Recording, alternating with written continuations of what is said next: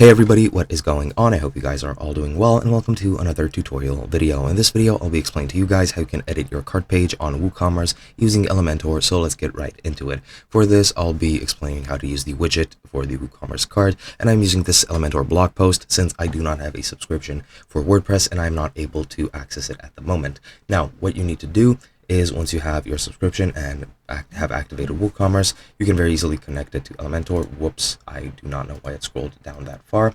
And once you connect everything, then you should be good to go. Now, this will work if you follow these steps.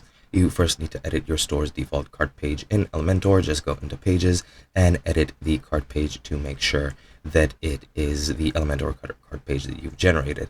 You just need to, as I mentioned, go into Pages. It should be marked as the cart page, and just click the edit button and edit it with Elementor on the side.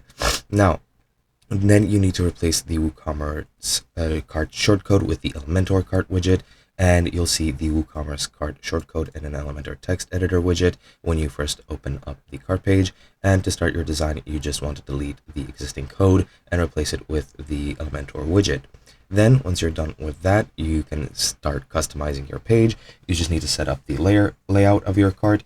You can make the cart totals column sticky on the right so that it always follows your screen. You can go to the layout drop-down of the general settings, and you can use a 2-column or 1-column layout depending on what you think fits best. And you can use the order summary settings to adjust the update cart button if needed. And in the totals section, you'll also get some more options to edit everything. And basically, that is pretty much all you need to do. You just need to play around with it, edit the settings and edit the looks of it, and just find what works for you best. And then you can also adjust the styling or the style of your cart. Just go to the Style tab and you can edit the sections, the typography, the forms, the buttons, order summary, totals, checkout button, and customize.